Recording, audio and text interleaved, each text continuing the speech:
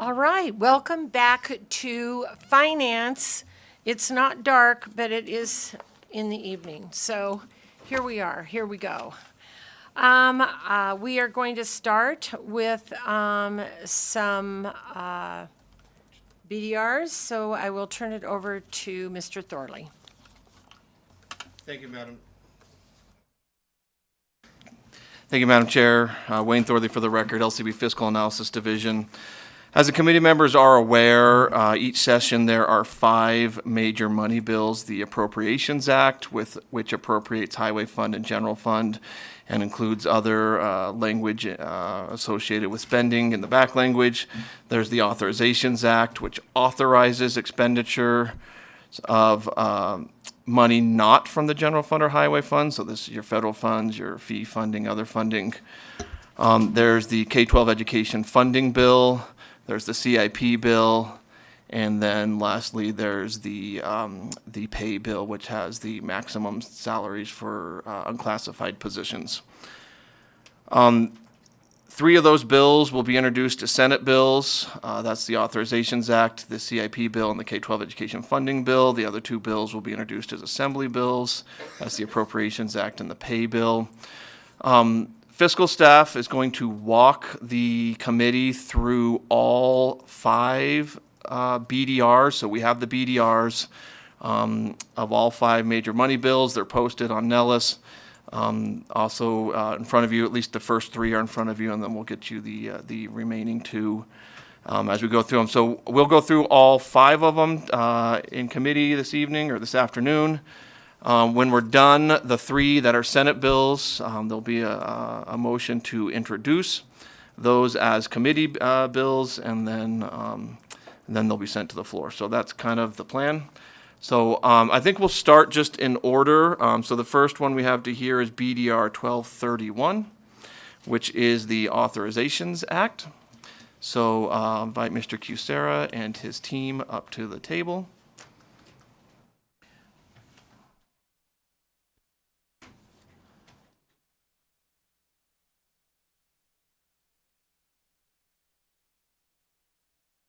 And please go ahead when you're ready. Thank you, Madam Chair. Good evening, members of the committee. John Kucera, LCB Fiscal for the record. I am joined by Morgan Barlow to my right and Todd Weber to my left, who are instrumental in the drafting of the 2025 Authorizations Act. All the committee members should have BDR S-1231 in front of them. This will become the 2025 Authorizations Act, which implements budget decisions made by the money committees for non-general fund and non-highway fund sources, as well as back language to implement money committee decisions related to authorized funding for 404 budget accounts. There's 2 notable exceptions, one for the Gaming Control Board, which pursuant to statute receives general fund authorizations, and another for the Department of Transportation, which is authorized to expend highway funds. In total, the 2025 Authorization Act includes funding totaling $17.196 billion for fiscal year 26 and $16.645 billion for fiscal year 27. The following is a brief overview of the sections of the bill draft request. Section 1 is a line item authorization for all 404 budget accounts totaling $17.151 billion in fiscal year 26 and $16.6 billion in fiscal year 27. Included in Section 1 is the Department of Transportation Administration budget account, which includes highway fund authorizations of approximately $353.4 million and $364.0 million in fiscal years 26 and 27, respectively. Moving through the bill and on to Section 2, Section 1 runs all the way through pages 1 to 24 and includes all the authorized funding as recommended by the money committees. Section 2 is carryover language that outlines authorized tobacco settlement funding to support the Attorney General's Special Litigation and Investigations Unit budget account, along with associated disbursements and reversion requirements. The language is carryover, but it includes the new Investigation Unit budget account. Sections 3 and 4 on page 26 includes general fund authorizations to support the Gaming Control Board, including $44.3 million in fiscal year 26 and $43.9 million in fiscal year 27, and the Nevada Gaming Commission, including $663,726 in fiscal year 26 and $647,638 in fiscal year 2027. Section 5 and 6 are at the bottom of page 27 of your BDR. Both are carryover language. Beginning with Section 5, notes that all authorizations, excluding the legislative and judicial branches and the TRPA, the Tahoe Regional Planning Agency, as well as the Public Employees Retirement System, are subject to the provisions of the State Budget Act in NRS Chapter 353. Section 6 is carryover language allowing the Governor's Finance Office to submit work program revision requests to the Interim Finance Committee to augment authorized amounts, and also requires authorizations to be reduced if the total anticipated to be received is less than included in the Act. And Section 6 similarly allows similar language for the Legislative Commission. Moving to Section 7 at the middle of page 28 of your BDR is continuing language which requires, notwithstanding a number of exemptions, that an agency which receives both authorized and appropriated funding to revert appropriated funding to the extent authorized funding received is greater than budgeted. There's a number of exemptions listed, which I'll note as we run through the bill draft request. Additional exemptions include if decreases would jeopardize the receipt of a grant, and there is a process to request a specific exemption from the Interim Finance Committee. Section 8, at the middle of page 29 of the BDR, authorizes the receipt of resident fees and non-resident tuition for the Nevada system of higher education institutions. Subsections 2 through 4 include the allowability to expend additional fee and tuition revenue, also authorizes academic support payments, and subsection 4 is new language which restricts the amount that would be reverted to the general fund at the end of the fiscal year. Section 9 on page 31 of your bill draft request is carryover language and specifies the allocation of county assessments for the services of the public defender. Subsection 2 includes adjustments, if needed, for COLA increases for the public defender's office, and subsection 3 notes the public defender may accept any additional voluntary contributions. This is also a noted Section 7 exemption. Moving to Section 10 is on the bottom of page 31. This is also carryover language that notes the tax on motor vehicle fuel used in watercraft for recreational purposes pursuant to NRS Chapter 365 shall be allocated equally between wildlife and state parks. Moving to Section 11, these will be on page 32 of the bill draft request. This allows money authorized for the Division of Forestry, forestry conservation camps, and forest fire suppression budgets for the cost of repair and maintenance of firefighting and emergency response vehicles to be expended for that purpose. Section 12 is also carryover language that allows money authorized for the Division of Forestry and Forest Fire Suppression budgets for support of the Incident Business Unit to also be expended for that purpose. These are also Section 7 exemptions.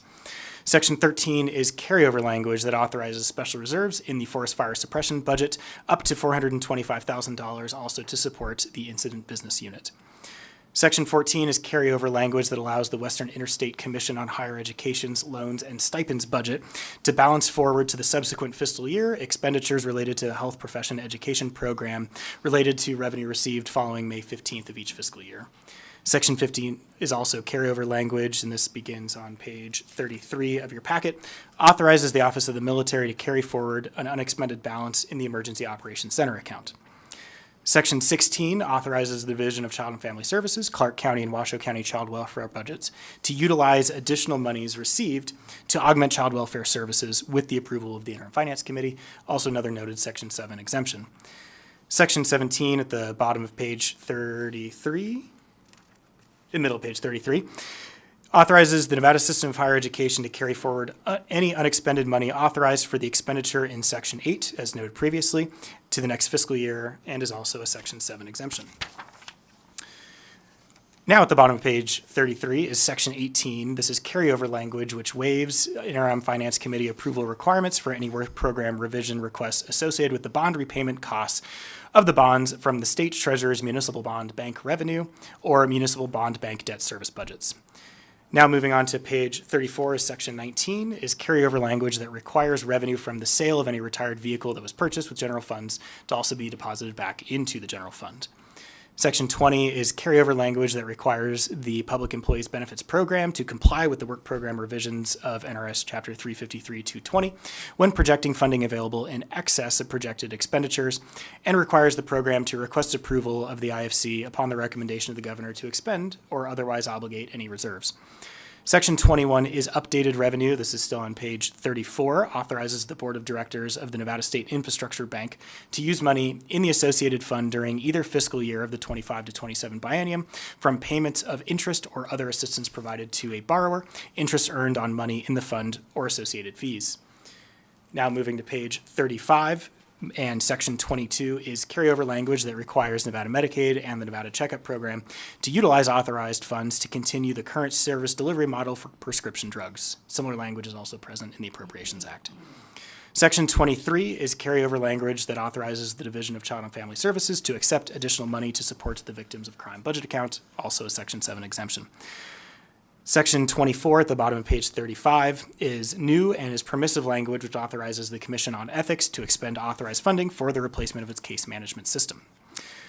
Finally, on page 36, the last three sections, beginning with section 25, is standard language, which is carryover and allows for budgets to be reorganized or for name changes that may be approved in legislation approved subsequent to this act. Section 26 is new language for the Authorization Act that enables allowing a committee to vote on the act prior to the expiration of the deadline related to fiscal notes. And finally, all sections in the Authorizations Act for 2025 become effective in fiscal year 26, which is July 1, 2025. Madam Chair, that concludes the presentation. Happy to address any questions. Thank you very much. Any questions from anyone on the committee? Okay, I don't see any. You must have been very complete. Thank you very much.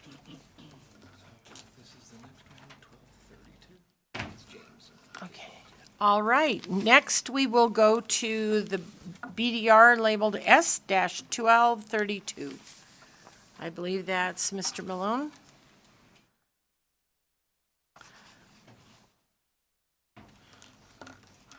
And please go ahead when you're ready.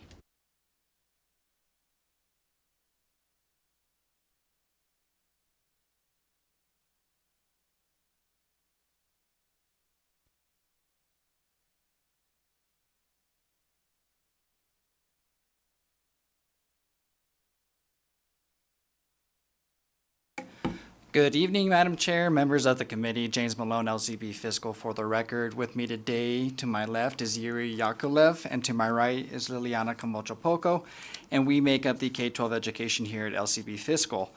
We will be walking the committee through the BDR introduction for the 2025 K-12 Education Funding Bill, BDR S-1232. The amounts and language in this bill is reflected of the actions taken by the money committees during the legislative session and ensures sufficient funding for K-12 public education for the 2025-27 biennium. Section 1 provides for the total public support for school districts, charter schools, and university schools for profoundly gifted pupils that is calculated at an estimated $13,889 on a per pupil basis in fiscal year 2026. These amounts include all state K-12 funding through the Pupil-Centered Funding Plan and federal funding provided through the Department of Education. It does not include federal funding provided directly to the school districts. Also, it does not include any one-time funding associated with the emergency COVID-19 or appropriations made to the Interim Finance Committee. Total funding all in is federal, state, and categorical divided by enrollment. Section 2 provides the total support or total public support on a per pupil basis is at an estimated $13,963 in fiscal year 2027. With that, I will pass it off to Liliana Camochapoko, who will begin with Section 3. Thank you. Thank you. Liliana Camochapoko for the record. Fiscal Analysis Division. I will start on Section 3, page 2. Subsection 1 includes general fund appropriations for the Pupil-Centered Funding Plan account of $1.4 billion in each year of the 25-27 biennium. Subsection 2 includes legislative declaration that the amount appropriated is sufficient to fund the operation of K-12 education. Subsections 3, 4, and 5 include standard language requiring the general fund appropriations to be subject to the requirements of the State Budget Act. Also allows general fund appropriations to be transferred between fiscal years with approval of the governor upon the recommendation of the director of the governor's finance office without IFC approval. Section 4, starting on page 4, subsection 1 includes includes authorizations of $4.4 billion in fiscal year 2026, and subsection 2 includes authorizations of $4.4 billion in fiscal year 2027. These amounts reflect the funding provided by non-general fund sources, including property tax, local school support tax, governmental services tax, and room tax revenue. Subsection 3 includes standard language requiring the authorizations to be subject to the requirements of the State Budget Act. And the total amount of funding provided in Sections 3 of General Fund and Section 4 of authorizations is $5.8 billion in fiscal year 2026 and $5.8 billion in fiscal year 2027. Section 5, starting on page 4, begins the People-Centered Funding Plan in fiscal year 2026 based on the funding tiers established in Chapter 387 of NRS. Subsection 1 provides the transfers of funding for food services and transportation costs for each school district. Subsection 2 provides the transfers of local funding for special education costs for each school district and all charter schools totaling $599.8 million in fiscal year 2026. Subsection 3 provides a statewide base per pupil funding of $9,416 in fiscal year 2026. And subsection 4 provides an adjusted base per pupil funding amount in fiscal year 2026 for each school district. Amounts include the statewide base per pupil funding, as well as Nevada Cost of Education Index and attendance area adjustments for each school district on the People-Centered Funding Plan, or the calculated per pupil amount for those school districts receiving the fiscal year 2020 baseline amount. Subsection 5 provides a statewide base per pupil funding amount of $9,416 that would be provided to pupils enrolled full-time in a program of distance education in fiscal year 2026 for each charter school or university school for profoundly gifted pupils, as virtual charter schools only receive the statewide base per pupil funding amount per NRS 387.1214. Subsection 6 indicates adjusted base per pupil funding would be provided for charter schools inclusive of the attendance area adjustments for those charter schools operating within those areas. These amounts vary based on the adjusted base amount as well as the attendance area adjustment calculated for each area. Subsection 7 provides the calculated weights for English learners of 0.45, at-risk pupils of 0.35, and gifted and talented pupils of 0.12. Subsection 8 provides the weighted funding that would be provided to individual school districts, charter schools combined, and the university schools for profoundly gifted pupils in fiscal year 2026. The totals for English learner are $232.7 million, at-risk funding total of $165 million, and gifted and talented funding total of $9.9 million. Subsection 9 details the school districts that would receive fiscal year 2020 baseline amounts under the Pupil-Centered Funding Plan in fiscal year 2026. Those are Esmeralda, Eureka, and Story County School Districts, and the subsection further clarifies that these school districts may reapportion base and weight funding to provide a reasonably equal educational opportunity for its pupils. Section 6, beginning on page 10, is similar to Section 5 and begins funding the Pupil-Centered Funding Plan in fiscal year 2027 based on the funding tiers established in Chapter 387 of NRS. Subsection 1 provides the transfers of funding for food services and transportation costs for each school district.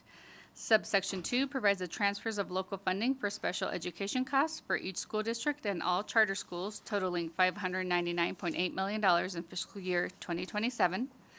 Subsection 3 provides a statewide base per pupil funding of $9,486 in fiscal year 2027. Subsection 4 provides the adjusted base per pupil funding amount in fiscal year 2027 for each school district. Amounts include the base per pupil funding as well as Nevada Cost of Education Index and attendance area adjustments for each school district on the Pupil-Centered Funding Plan, or the calculated per pupil amount for those school districts receiving the fiscal year 2020 baseline amount. Subsection 5 provides a statewide base per pupil funding amount of $9,486 that would be provided to pupils enrolled full-time in a program of distance education in fiscal year 2027 for each charter school or university school for profoundly gifted pupils, as virtual charter schools only receive the statewide base per pupil funding amount per NRS 387.1214. Subsection 6 indicates adjusted base per pupil funding would be provided for charter schools inclusive of the attendance area adjustments for those charter schools operating within those areas. These amounts vary based on the adjusted base amount as well as the attendance area adjustments calculated for each area. Subsection 7 provides the calculated weights for English learners of 0.45, at-risk pupils of 0.35, and gifted and talented pupils of 0.12. Subsection 8 provides the weighted funding that would be provided in fiscal year 2027 to individual school districts, charter schools combined, and the university schools for profoundly gifted pupils.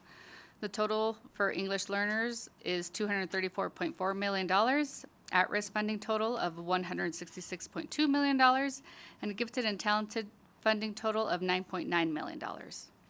Subsection 9 details the school districts that would receive fiscal year 2020 baseline amounts under the pupil-centered funding plan in fiscal year 2027, and those are Esmeralda, Eureka, and Story County School Districts.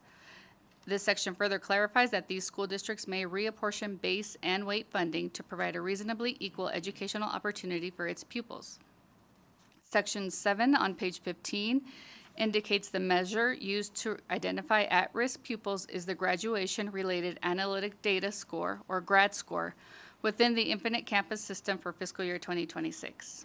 It also prescribes the GRAD score as the measure for fiscal year 2027 unless the School Board of Education prescribes otherwise with a proportional adjustment to the at-risk identifier and changes in distributions to local educational agencies subject to IFC approval. And I will pass it on to Mr. Yakovlev.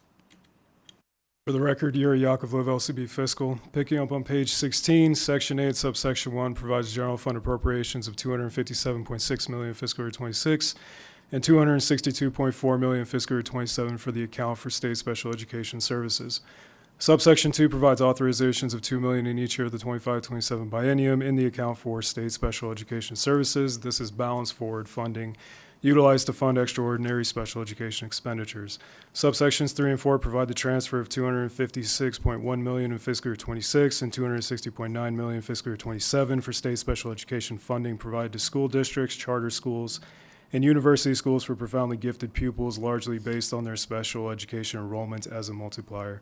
Subsections 5 and 6 provide the transfer of $1.5 million in both fiscal year 26 and 27 for state special education funding provided to school districts and charter schools with special education enrollment that exceeds the 13% funding cap. Subsections 7 and 8 provide the transfer of $2 million that is utilized to fund extraordinary special education expenditures that are not ordinarily present in the typical special education service and delivery system at a public school. Subsection 9 includes reversion language. Section 9, subsection 1 provides general fund appropriations of $162.4 million in both fiscal year 26 and 27 for the other state education programs account. Subsection 2 is standard language requiring the general fund appropriations to be subject to the requirements of the State Budget Act. Subsection 3 provides the transfer of $19.3 million in fiscal year 26 and 27 from the other state education programs account for the adult high school diploma program. Subsection 4 is annual reporting requirement for that program. Subsection 5 requires any remaining funding in fiscal year 26 for the adult high school diploma program to be balanced forward and added to fiscal year 27 funding, and then requires any remaining funding at the end of fiscal year 27 to revert to the general fund. Subsection 6 provides that money appropriated as outlined in this section is available for both fiscal year 26 and 27 and may be transferred from year to year with interim finance committee approval. Paragraph A provides the transfer of $3.9 million in both years from the other state education programs account for the Jobs for Nevada's Graduates program.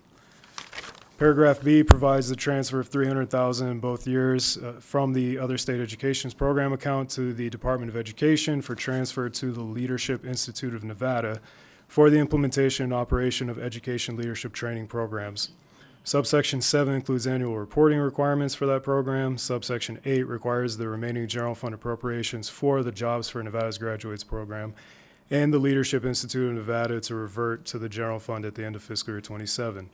Subsections 9 and 10 provide the transfer of $13.5 million in both fiscal year 26 and 27 for the award of grants for the career and technical education programs. Any unused funding must revert to the general fund at the end of each fiscal year. Subsections 11 and 12 provide the transfer of $462,725 in both fiscal year 26 and 27 from the other state education programs account for the award of grants to support public broadcasting in the state. Once again, any unused funding must revert to the general fund at the end of each fiscal year. And then subsections 13 through 15 provide the $124.9 million in both fiscal year 26 and 27 to be distributed to school districts to maintain salary increases for teachers and education support professionals. Funding shall be distributed monthly in 1/12 apportionments, and any unused funding must revert to the general fund at the end of each fiscal year. Section 10, subsection 1 authorizes $2.4 million in both fiscal year 26 and 27 for the incentivizing pathways to teaching program. Subsection 2 provides parameters that the funding in subsection 1, any appropriations made, and any other funding made available to the program be used to provide stipends at a specified rate. Section 11, subsection 1 provides general fund appropriations of $7.7 million in both fiscal year 26 and 27 for the Professional Development Programs account. Subsection 2 is standard language regarding the State Budget Act. Section 12, subsections 1 and 2 provide the transfer of $7.6 million in both fiscal year 26 and 27 for the Professional Development Programs account to the Department of Education for transfer to school districts that serve as fiscal agents. As identified in this section, the following transfers would occur in both years. To the Clark County School District, $4 million, to the Elko County School District, $1.3 million, and to the Washoe County School District, $2.3 million. Subsection 3 requires any remaining funding from fiscal year 26 for the professional development programs be balanced forward and added to fiscal year 27 funding, and then any remaining funding at the end of FY 27 revert to the general fund. Section 13, subsections 1 and 2 provide the transfer of $100,000 both fiscal year 26 and 27 for the professional development programs account to the Department of Education for transfer to the statewide council for the coordination of the regional training programs to provide additional training opportunities for education administrators in Nevada. And subsection 3 requires any remaining funding in 26 to balance forward to fiscal year 27 and then revert at the end of 27 if unspent to the general fund. Section 14, subsection 1 provides general fund appropriations of $882,946 in fiscal year 26 to the Interim Finance Committee for the Professional Development Programs account. Subsection 2 allows an allocation of the funds to the Department of Education if sufficient supporting documentation detailing the amount for collectively bargained salary and benefit increases is provided. Subsections 3 and 4 require various reversion language. Section 15, subsection 1 provides general fund appropriations of $560,886 in both fiscal year 26 and 27 for the 1/5 Retirement Credit Purchase Program account. And subsection 2 allows the funding to be transferred between fiscal years with Interim Finance Committee approval. Section 16, subsection 1 provides general fund appropriations of $2.4 million in both fiscal year 26 and 27 for the Teach Nevada Scholarship Program. Subsection 2 is standard language regarding the State Budget Act, and subsections 3 and 4 provide authorizations of $4.5 million in each year, which is largely balanced forward funding for the Teach Nevada Scholarship Program account.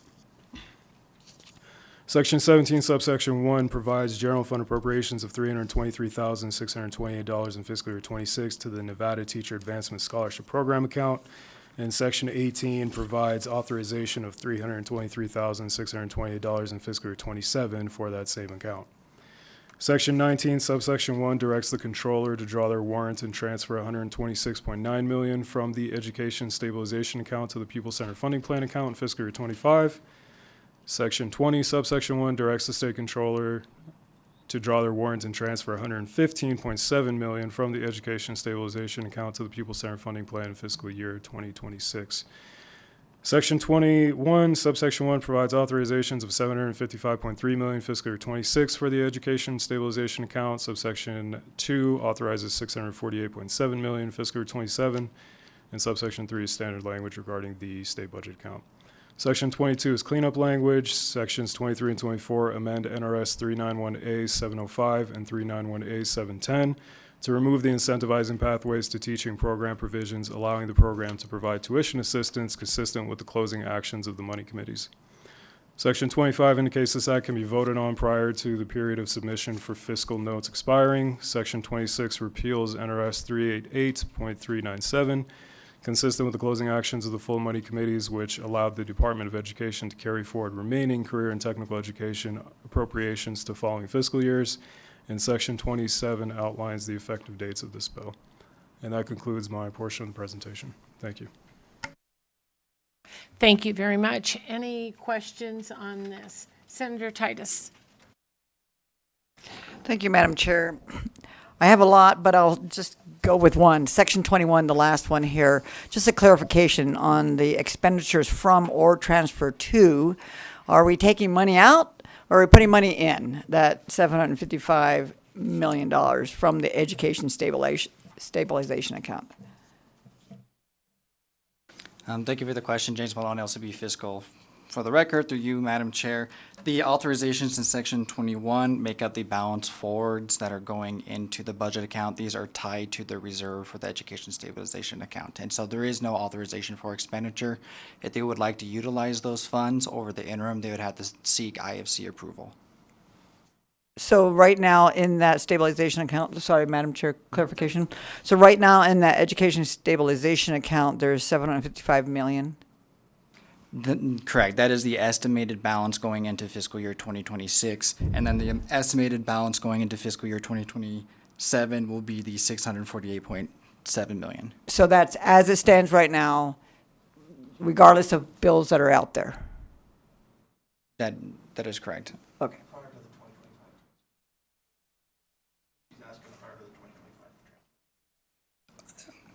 To clarify, are you seeking the balance in the education stabilization account prior to the Section 19, 2025 Correct. transfer? But- Okay. Prior to that transfer, the estimated balance in the education stabilization account is $845.8 million. After the two transfers, the estimated balance will be $648.7 million. That money has not been transferred yet, correct? That is correct. And just clarification from so are we mandated that we transfer that money? What does it take not to transfer that money? Mr. Thorley? So sections, Wayne Thorley for the record, LCB Fiscal Analysis Division, Senator Titus, sections 19 and sections 20 of this bill would mandate the transfer of funds from the education stabilization account to the People-Centered Funding Plan account in those amounts listed in those sections and for those fiscal years. Thank you. Then for clarification, if we needed to take money out of that, it would take a separate bill. Or if we had, would a separate bill be mandated to stop that transfer? Correct. If this bill was approved by the legislature and signed by the governor, these transfers would, the controller would be required by law to make those transfers. And the only way that would stop, just a clarification, is that a separate bill or how would that work if we were not to make that transfer? Yeah, the only way to make that stop would be to pass separate legislation to essentially stop those transfers. All right, thank you. Thanks for clarification. Any additional questions? Okay, I don't see any. So thank you very much, and thank you for your time. And we will go on to BDRS-1233. Thank you. And we'll welcome up Ms. Waller. Thank you.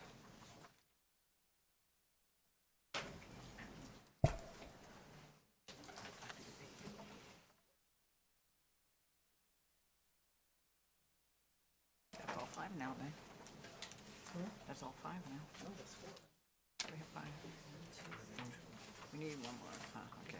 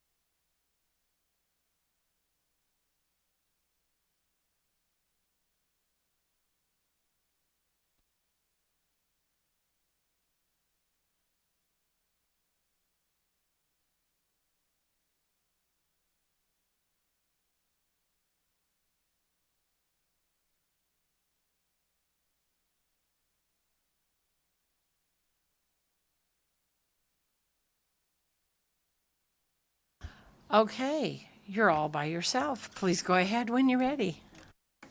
Thank you, Madam Chair. Good evening, committee members. I'm Julie Waller with the Fiscal Analysis Division, and tonight I'll walk you through the BDR S1233, which implements the 2025 CIP, the Capital Improvement Program. The Money Committees closed the 2025 Capital Improvement Program on May 12th, and this bill requires a 2/3 vote as it includes the 17-cent property tax rate to fund the debt service of the state general obligation bonds. I would note that a number of the projects have multiple funding sources and as such will be listed in multiple sections of the bill. Section 1 appropriates $99.5 million from the general fund to support 27 projects in the 2025 CIP for various agencies identified under this section. Section 2 limits the authority to expend these appropriations through June 30th of 2029 and establishes a reversion of any remaining funds for the projects identified in Section 1. CIP projects typically have a 4-year period in which funds are appropriated and/or authorized, and therefore this section provides for that time period. Similar language is included in Sections 4, 7, and 9 to address the reversions of various sources of funds to support the 2025 CIP. Section 3, which is on page 5, appropriates $9.9 million from the Highway Fund to support 7 projects in the 2025 CIP identified under this section. Section 5 restricts the transfer of funds from the Highway Fund for projects identified in Section 3 until contract payments are required. Section 6 authorizes $799.3 million in new general obligation bonds for projects which are identified under this section. This section also reallocates $1.7 million of bond proceeds from previously issued bonds under prior CIP legislation from 2019 for projects identified under this section. This will allow for bond proceeds already issued to be spent before the proceeds of any new bonds issued pursuant to this section. I would point out some notable projects under Section 6 that are to be financed with general obligation bonds include the first project, 25C05, which has $14.6 million for the renovation or rehabilitation of the Hobart Dam, the purchase of 5 office buildings for state use in Las Vegas. That's project 25C26 for $71.2 million.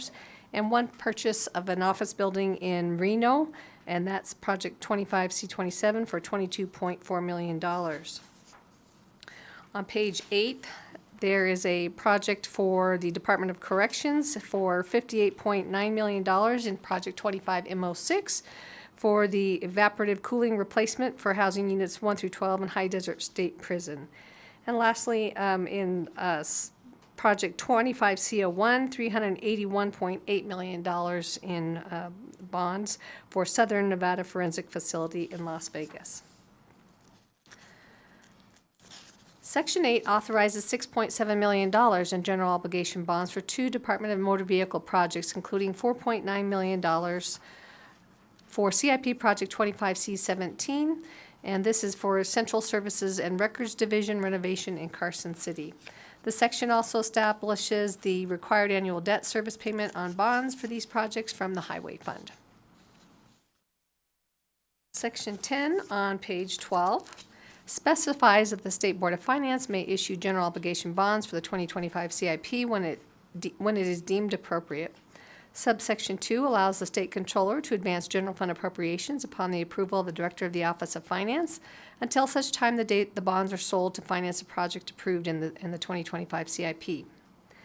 Subsection 3 allows the State Controller to advance highway fund money if bonds have not yet been sold to finance the projects approved in the 2025 CIP. If general fund or highway funds are advanced, the amounts must be immediately repaid to the general fund or highway fund upon the issuance of the bonds. Subsection 4 requires written notification from the Director of the Office of Finance to the State Controller, State Treasurer, and the Senate and Assembly Fiscal Analysts if a general fund and or highway fund advance has been approved and a reconciliation demonstrating the general fund and or highway fund has been reimbursed. Section 11, subsection 1 allows for the reallocation of $11.8 million in unexpended general fund appropriations approved by the 2023 legislature for use for the project identified in subsection 2. Subsection 2 directs the State Public Works Division to transfer the $11.8 million to finance in part CIP Project 25M01 Deferred Maintenance Nevada System of Higher Education. Section 12 limits the authority to expend the reallocated general funds through June 30th, 2029, and establishes a reversion of any remaining funds for the project identified in Section 11. Section 13 authorizes $165.5 million from funding sources other than the general fund or the state highway fund for projects identified in this section. This includes authority for federal funds and agency funds. Subsection 2 requires the State Public Works Division to not execute a contract for construction of a project approved in the 2025 CIP that includes authorized non-state receipts until the State Public Works Division has determined that the non-state funding authorized has been awarded and/or is available for expenditure. Moving on to Section 14, the bottom of page 15. This requires that the State Public Works Division use only qualified personnel to execute the 2025 CIP. And Section 15 requires state and local government entities to cooperate with the State Public Works Division in carrying out the provisions of the CIP. Section 16 authorizes $6 million in bonds for the Cultural Centers and Historic Preservation Grant Program. Subsection 2 clarifies the term proceeds means amounts received from the sale of bonds as well as any accrued interest. Section 17 approves $10.5 million in bonds for the Lake Tahoe Basin Environmental Improvement Program with authorized uses of the proceeds provided in Senate Bill 83 of this session. Section 18 approves not more than $33.9 million in bonds for the program for providing grants for water conservation and capital improvements to certain water systems. And Section 19 approves $63.4 million in bonds for conservation programs authorized under AB 84 of the 80th legislative session. That's in the 2019 legislative session. Section 20 at the bottom of page 17 approves ad valorem taxes for general obligation debt service and the Question 1 Q1 bond program, the conservation bond program established through AB 84, and for the state's general obligation debt, 16.818 cents on every $100 of assessed valuation will be used to support existing general obligation debt of the state for prior bond issuances and for the bonds that are sold in the 2025 CIP. For the Q1 program and the conservation program established through AB 84, 0.82 cents for every $100 of assessed valuation will be used to support the bonds that were sold for the Q1 program and that will be sold for the conservation bond program established through AB 84. The overall rate of 17 cents per $100 of assessed valuation remains the same as approved for the current biennium. Section 22 on page 19 requires that the state treasurer estimate whether there is sufficient funding and determine if that amount exists in the Consolidated Bond Interest and Redemption Fund to pay the principal and interest on past CIP issuances as well as current issuances. If there is not enough money in the Consolidated Bond Interest and Redemption account, the treasurer can request of the state controller to reserve money in the general fund to pay those debts. Section 23 on page 20 authorizes the State Board of Finance to pay expenses related to the issuance of general obligation bonds from the proceeds of those bonds. Moving on to Section 24, authorizes money to pay for the bonds in the Consolidated Bond Interest and Redemption account. This would amount to $180.9 million in fiscal year 2026 and $180.6 million in fiscal year 2027. Section 25 on page 21 authorizes the State Public Works Division with the approval of the IFC to transfer money from one project to another within the same agency. Section 26 approves $3.0 million from the Special Capital Construction Fund for the allocation to the Nevada System of Higher Education Deferred Maintenance Project CIP 25M01 and requires balance of this funding remaining on June 30th, 2029 to be reverted to the Special Capital Construction Fund for Higher Education on or before September 21st, 2029. Section 27 on page 22 appropriates $33.9 million in general fund to the legislative fund for capital improvement projects for the Legislative Council Bureau. Section 28 authorizes $191.9 million in general obligation bonds for capital improvement projects for the Legislative Council Bureau, and provides that any remaining balance of the allocated amounts must be reverted to the bond interest and redemption fund on or before September 21st, 2029. Section 29 on page 23 specifies that the State Board of Finance will issue general obligation bonds for the capital improvement projects for the Legislative Council Bureau when it is deemed appropriate. Subsection 2 allows the state controller to advance general fund money if bonds have not yet been sold to finance a project for the Legislative Council Bureau. Subsection 3 requires written notification from the Director of the Legislative Council Bureau to the State Controller, State Treasurer, and the Senate and Assembly Fiscal Analysts if a general fund advance has been approved and a reconciliation provided to the Legislative Commission demonstrating the general fund and/or highway fund has been reimbursed. Section 30 specifies that the State Board of Finance shall approve a single issuance of bonds for all projects proposed for issuance at the same meeting and may not vote separately or otherwise distinguish between projects. Sections 31 and 32, these sections revise the reversion language from prior CIPs to extend the reversion dates, thereby extending project authority for 2 years for the projects listed in these sections. These sections also allow for the reallocation of the remaining proceeds for bonds issued under prior authorizations approved by past legislatures for use for projects identified in Section 6.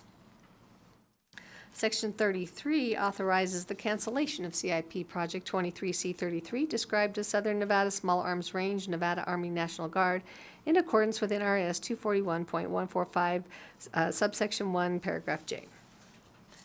And Section 34 outlines the effective dates for this act. And with that, Madam Chair, that concludes the presentation on the CIP BDR.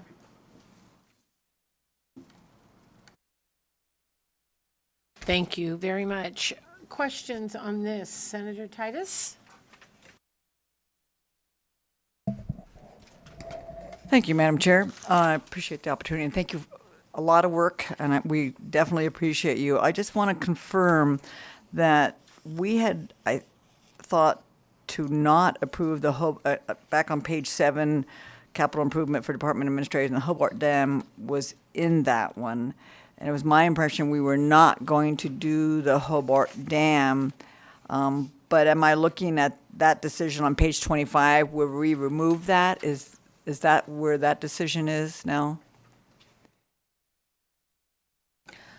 Thank you for the question, Madam Chair, through you to Senator Titus.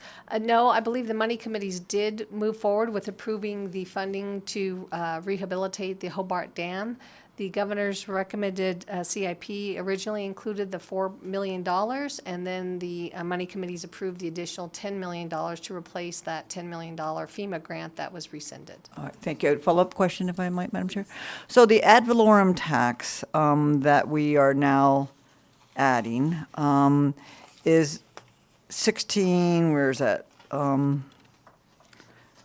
it's 16.18 cents, and our cap is 17 cents, is that correct? I just want to know that we're not adding the 16 on top of a 17 ad valorem tax.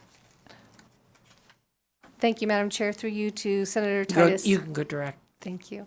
No, that is the breakdown of the 17 cents. Is Correct. The So 16 I just wanted to get on the record that this isn't an additional, now it's an additional 16 cents on top of our 17 cents, but we're retiring bonds, and now, that would be the existing ad valorem tax.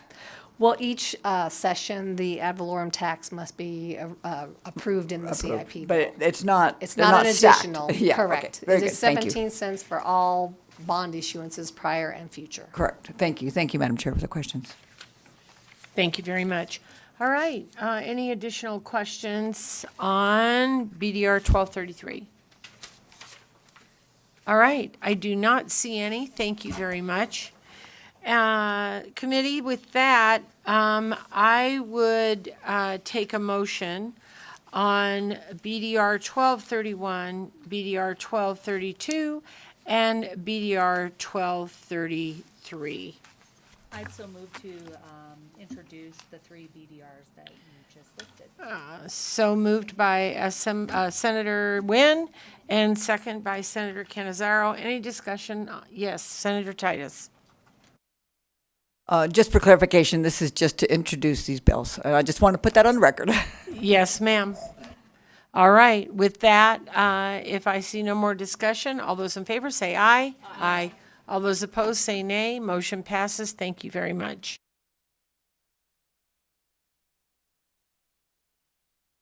All right, if you'll give us a quick recess so I can put my signature on a couple things, and then we will continue.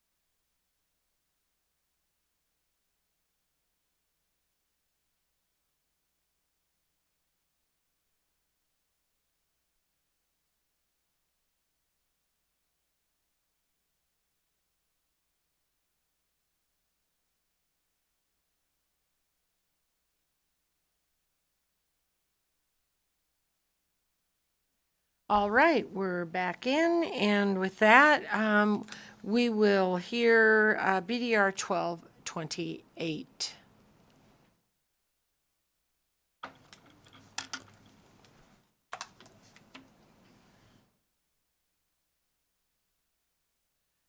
And please come forward and go ahead when you're ready.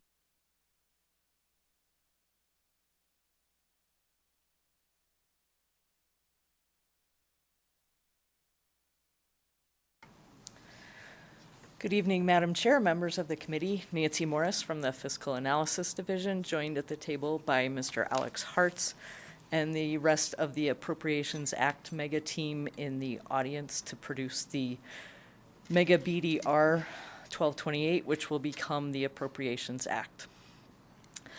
The Appropriations Act implements budget decisions made by the money committees for state general fund and highway funded budgets, as well as back language to implement money committee decisions related to appropriated funding.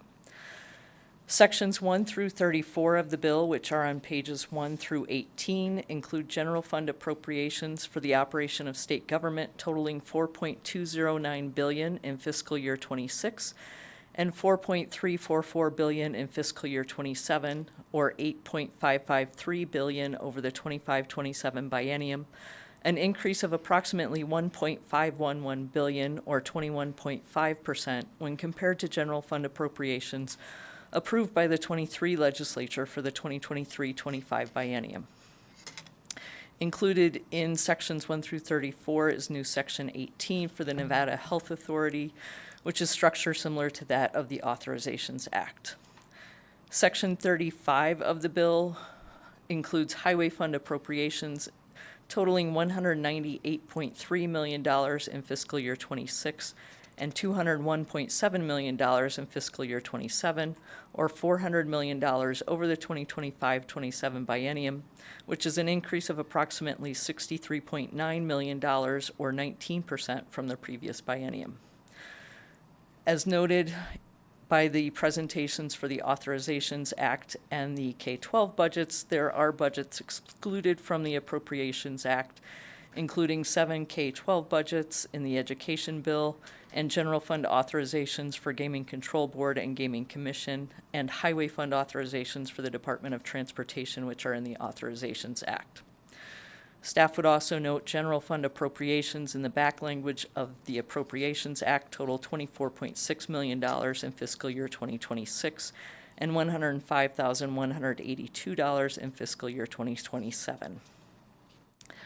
Section 36 of the Act is revised language requiring appropriations to be expended in accordance with NRS 353-150 to 353-246 inclusive, also known as the State Budget Act. Section 36 notes funds are appropriated to separate fiscal years and transfers between categories will be made in accordance with the State Budget Act with the approval of the Interim Finance Committee upon recommendation of the Governor. This section excludes entities that are exempt from the State Budget Act, including the Legislative Fund, the Supreme Court, and the Tahoe Regional Planning Agency. Also in this section is language regarding the timing and allowability of transfers between budgets. Section 37 is carryover section, which enumerates 23 budgets that are allowed to transfer appropriations between fiscal years. Section 38 is carryover language that allows for the transfer of appropriations related to deferred maintenance or extraordinary maintenance between fiscal years of the 25-27 biennium within the same budget. Section 39 is carryover language which allows $25,000 appropriated to the Governor's Finance Office special appropriation budget is available in both fiscal years to support Civil Air Patrol over the 25-27 biennium. Section 40 is carryover language which allows for $1 million in each year of the 25-27 biennium to be available for expenditure in either year of the 25-27 biennium related to broadband improvement for schools for the Office of Science, Innovation, and Technology.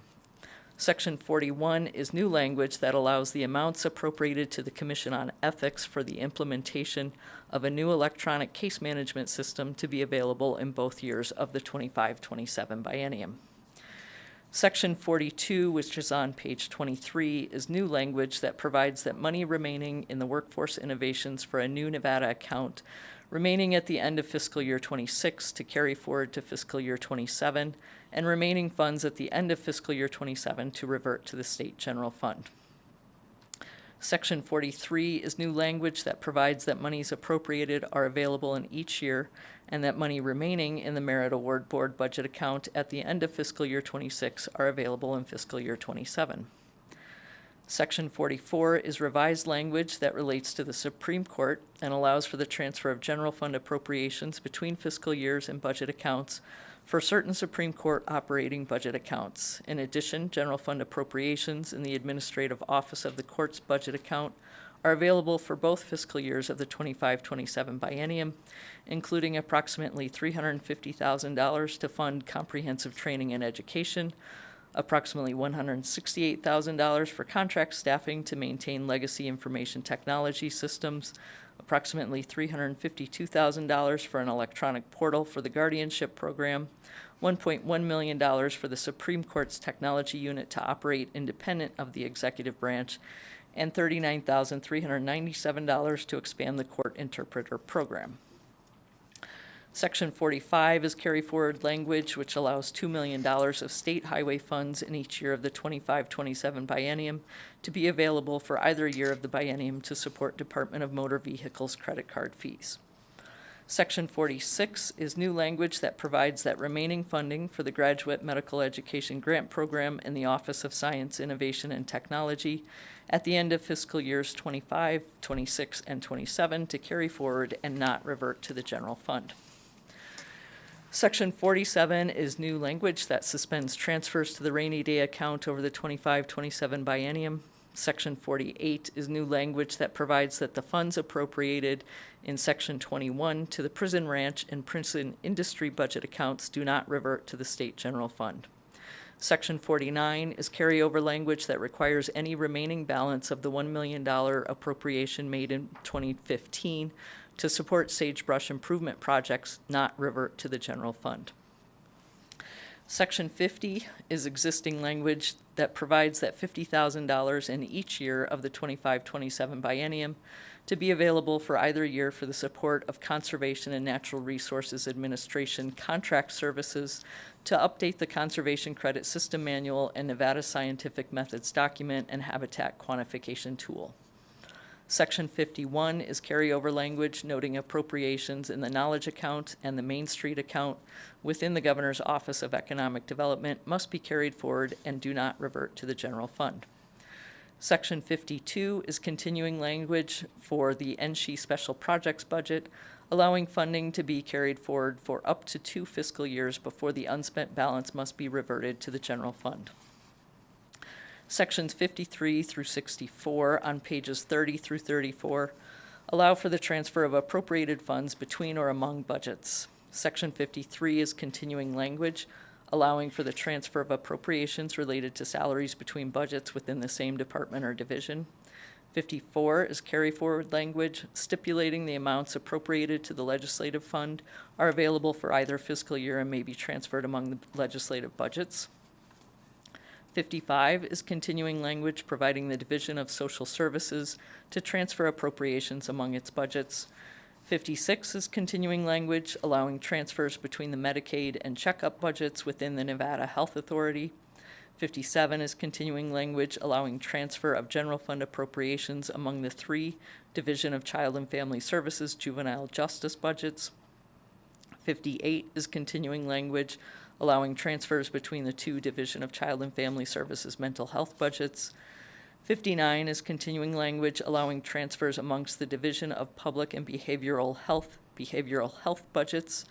60 is carry forward language relating to the upper payment limit budget and allows for the transfer of savings realized in the Department of Human Services budgets to fund the state share of private hospital collaborative supplemental payment program and to fund reversions to both the general fund and the Fund for a Healthy Nevada.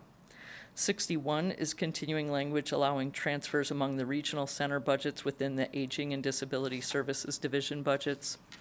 62 is continuing language allowing for the transfer from either the Medicaid or checkup budgets to the administration budget within the Nevada Health Authority to support administrative activities. 63 is continuing language that allows for the transfer of funds among NSHE budget accounts included in the executive budget. And 64 is revised language that allows for the transfer of funds among Department of Corrections budgets. The new Training Academy budget within the Department of Corrections is excluded from these provisions. And I will turn it over to Mr. Hartz now. Alex Hartz for the record, Fiscal Analysis Division. Beginning with Section 65, which begins on page 34. Section 65 is new language that clarifies that the general fund appropriations for the operation of the public option in the Nevada Health Authority are made directly to the public option budget account. Section 66 is carryover language which expresses the intent of the legislature that it is to continue the current service delivery model related to prescription drugs for the Medicaid and checkup programs over the 25-27 biennium. Section 67, which begins on page 34 and goes to page 35, is carryover language which specifies that appropriations made to certain Nevada Health Authority and Division of Social Services budgets are limits, and that supplemental appropriations shall not be requested except under certain conditions, including changes in federal reimbursement or program structure. Section 68 is carryover language which specifies that the appropriations made to the Washoe County and Clark County child welfare budgets, except supporting for adoption subsidy programs, are limits, and those budgets shall not request supplemental appropriations. Sections 69 and 70 are revised language which establish a minimum wage for direct care workers of personal care service agencies equaling not less than $16 per hour of the $25 per hour rate received for Medicaid providers, as well as Aging and Disability Service Division providers, with the added clarification that the hourly wage must be paid as direct compensation and may not be decreased by health insurance or costs of other employee benefits. Section 71 is carryover language which requires NSHE to comply with any request by the governor to set aside funds. Section 72 is revised language which allows for a general fund advance to the Department of Conservation and Natural Resources in the event of delayed receipts related to forest fire suppression. The revision is the addition of the out-of-state fire suppression account. Section 73 is carryover language which allows for a $50,000 general fund advance to the Office of the Military in the event of the National Guard is ordered to active duty. Section 74 is new language that specifies that amounts appropriated to the Office of the State Treasurer for the administration of the Nevada Employee Savings Trust Program are a loan and are to be repaid. Section 75 is also new language that specifies the amounts appropriated to the Nevada Office of Cyber Defense Coordination are a loan and are to be repaid. Section 76 is carryover language updating to include an appropriation of $208,659 over the 25-27 biennium to support the legislature's retirement system. Section 77 makes an appropriation of $16.4 million to support the costs of the 83rd legislative session. Section 78 makes an $8.1 million appropriation to the Legislative Fund for information technology projects and equipment and for dues and registration costs for national organizations. Section 79 is new language that directs the Legislative Auditor to conduct an audit of the Aging and Disability Services Division's Early Intervention Services Program and provide a report to the Legislative Commission by January 31st, 2027. Section 80 is new language which extends the reversion date of $903,284 appropriated to the Division of State Lands in the Department of Conservation and Natural Resources by the 2023 Appropriations Act for the replacement of the division's land management system, extending the reversion date to the end of fiscal year 2026. Section 81 is carryover language, which aside from the noted exceptions, Section 81 specifies standard reversion dates for unspent appropriations. Section 82 is also carryover language, which requires the controller to process claims and specifies the last date of process claims in each fiscal year. Section 83 is also carryover language, which directs the controller to establish funding as directed by this Act. Section 84 is carryover language, which directs the controller to pay salaries for certain elected officials in biweekly installments. Section 85 is carryover language, which has been revised slightly to specify permissible actions in this projection if the projection of the ending general fund balance is projected to be less than $175 million for either fiscal year. Section 86 is carryover language relating to fee-for-service payments made sorry, that's not fee-for-service, that's the next one. Carryover language relating to payments made to the federal government under the Federal Cash Management Improvement Act of 1990. Section 87 is carryover language that specifies that the director of the Nevada Health Authority shall reimburse fee-for-service providers of applied behavior analysis services that align with approved Medicaid and checkup budgets, notwithstanding statutory provisions that require rates to align with the median rates of comparable states. Section 88 is new language which clarifies that if a budget account is provided non-reversion language by statute, then the statutory non-reversion language still applies to the budget account. Section 89 is carryover language which provides for changes in the names of state officers or agencies.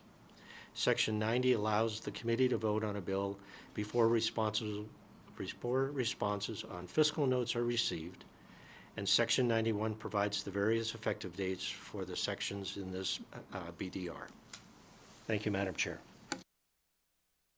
Thank you very much. Any questions on this particular? Senator Titus.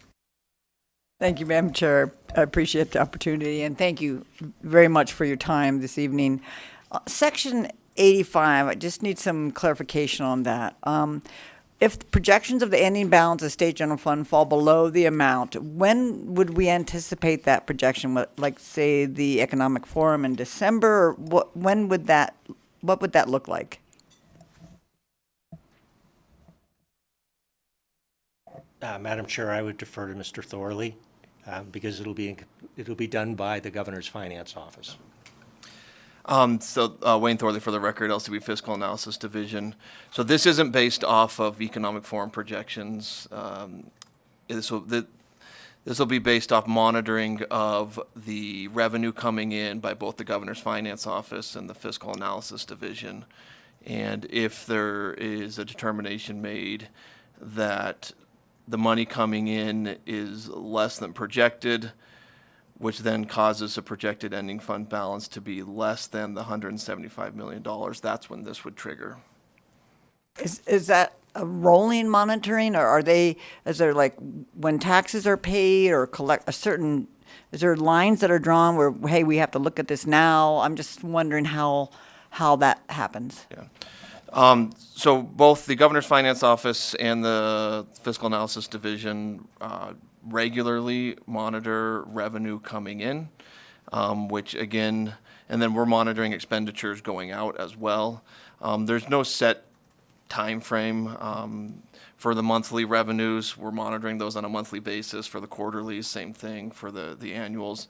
And so there's no set time frame. It's just an ongoing thing that both our offices are performing and then collaborating with each other.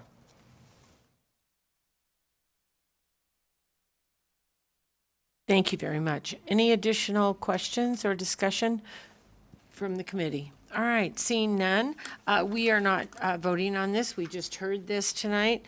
And so let's put that aside and we will go to BDR 1229.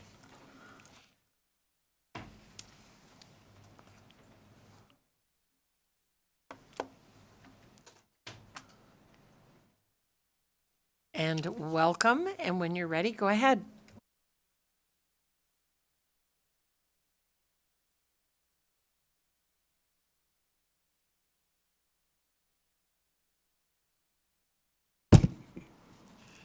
Good evening, Madam Chair, members of the committee.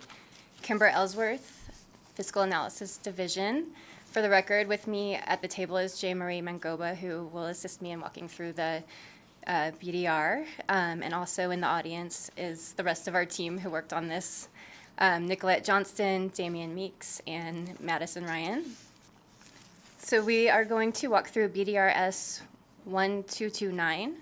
This is commonly referred to as the pay bill. This provides for the compensation of state employees for the 2025 to 27 biennium. Section 1 sets forth the maximum annual salary amounts for employees in the unclassified service of the state. The unclassified positions are listed by agency with the exception of certain medical personnel in subsection 44, which are unclassified positions available to multiple agencies. Going on to page 34 is section 2. This is carryover language from last biennium. This allows the Division of Human Resource Management of the Department of Administration to review the duties and responsibilities of a position that may have been omitted from the bill, to establish the salary, and allows for corrections of the bill of any errors determined by the Fiscal Analysis Division with the approval of the Interim Finance Committee. Subsections 3 through 6 include standard provisions regarding persons filling or vacating unclassified positions, and allows for the current salary of a filled position to be retained if it is higher than the salary set forth in section 1. On page 36 is section 3. This is also carryover language from last biennium. This is related to plans for on-call pay for the Department of Human Services and the Department of Corrections for physicians and pharmacist positions, as well as psychiatrist positions. Section 4, also on page 36, is carryover language from last biennium. This is related to plans for credential pay for the Gaming Control Board. Section 5 is also carryover language from last biennium related to plans to align position or agency name changes that are enacted by this legislature during this session through other bills with the names in the pay bill. Moving on to page 37 is section 6. This is new language. This amends NRS 218A.1 .605 relating to the compensation of employees in the Senate and the Assembly. On page 41 is section 7. This is also new language. This makes conforming changes to NRS 223.425 relating to positions in the Governor's Office of Finance. And section 8 is also new language. This adds language indicating the bill is exempt from the requirement to obtain fiscal notes before a committee may take action. And section 9 provides the effective date of the bill. Thank you very much. Questions? All right, seeing none, thank you very much for your time. And we will not be voting on this, so we will put this aside.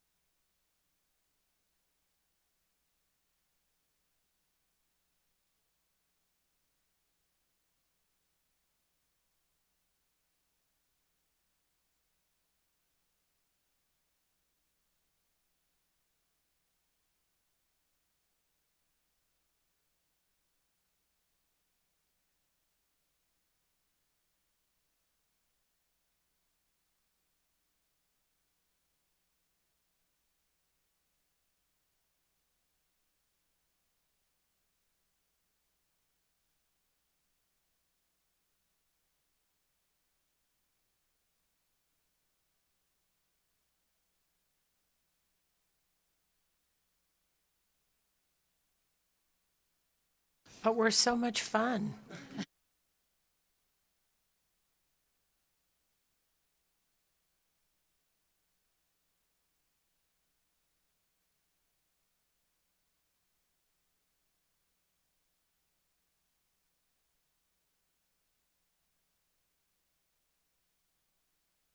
Is it dark out yet? Are we finance after dark yet? Okay. Alrighty, we are going to move into a work session, and we're going to see if we can get some of this work done tonight. So we will start with Senate Bill 12.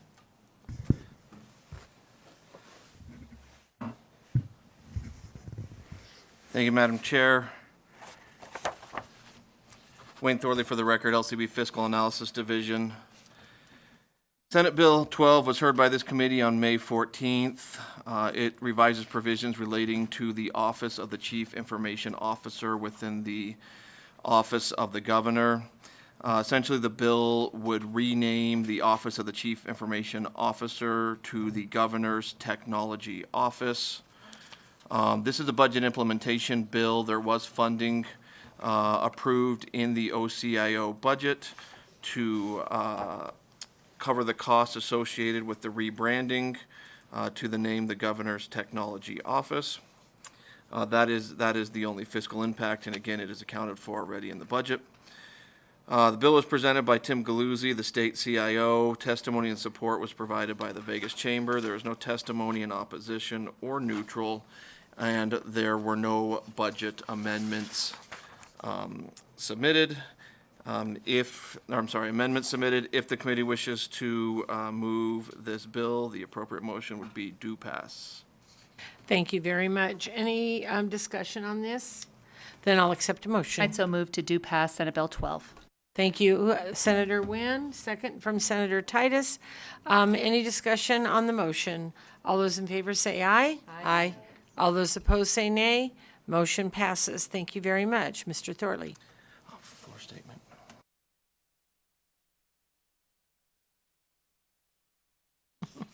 All righty, I forgot we had to go back to floor statements. So Senator Titus, would you be happy to do that one? Thank you. Okay, thank you. Okay, all right, Ms. Crockett at the end is next. Thank you, Madam Chair. The next bill up for work session is Senate Bill 83.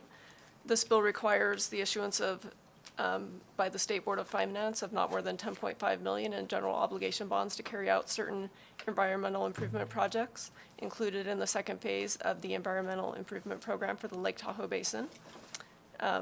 The bill becomes effective on July 1st, 2025. As I mentioned, it does include 10.5 million in general obligation bonds that the committee just heard when considering the CIP BDR. It was presented by Charlie Donahue, the State Lands Administrator. Comments and support were given by the Tahoe Regional Planning Agency and the League to Save Lake Tahoe. There was one comment in opposition. There were no comments in neutral. No amendments were presented. If the committee wishes to pass the bill, the appropriate motion would be to do pass. Thank you very much. Any questions? I'll take a motion. And so move to do pass Senate Bill 83. Thank you, Senator Nguyen. Second from Senator Canizero. Any discussion on this item? Hearing none, all those in favor say aye. Aye. All those opposed say nay. Motion carries, and I'll take the floor statement for this. And we'll move on to Senate Bill 108 and Mr. Thorley.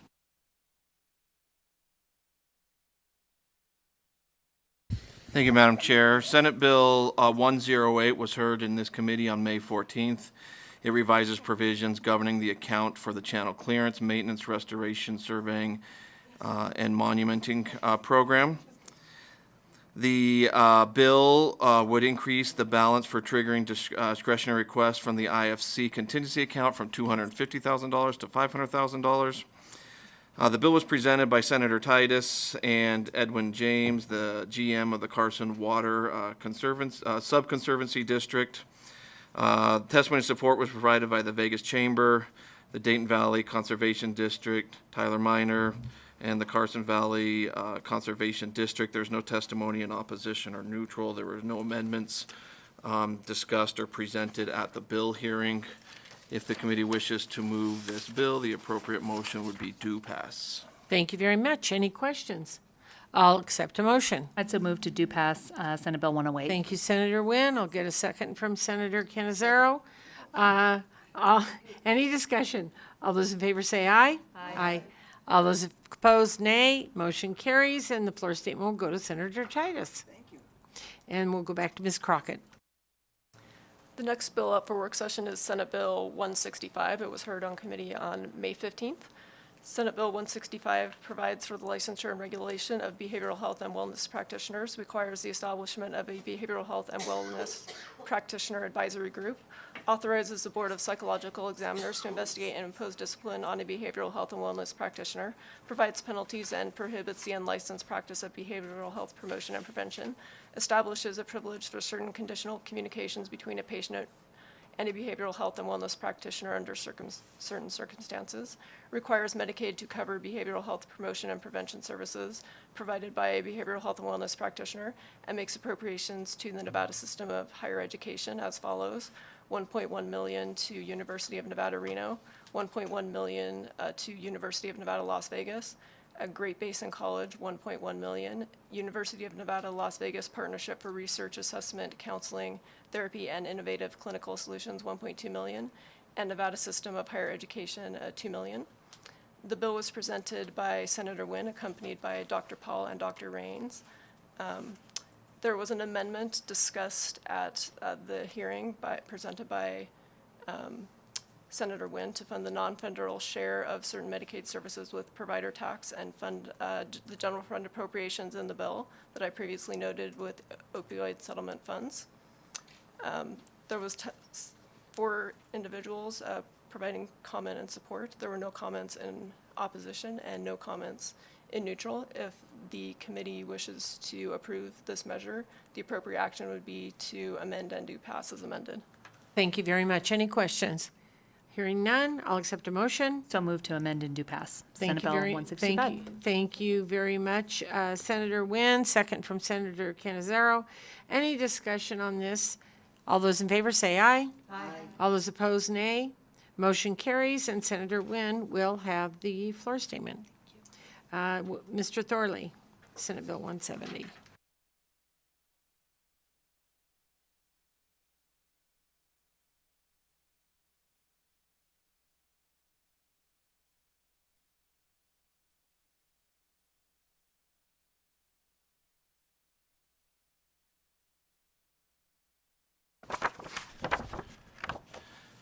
Thank you, Madam Chair. Senate Bill 170 revises provisions relating to industrial insurance. It was heard in this committee on May 16th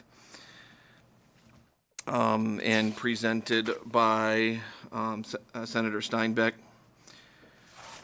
The bill requires a firefighter or volunteer firefighter to submit to cancer screenings in addition to physical examinations upon the commencement of industrial insurance coverage annually while employed and if provided by the employer upon reemployment. The bill also requires a physical examination to be administered when possible by a physician or advanced practice registered nurse who is knowledgeable about the physical demands of firefighting and law enforcement. The bill also revises and expands the requirements for administering such physical examinations and sets forth requirements for the administration of cancer screenings.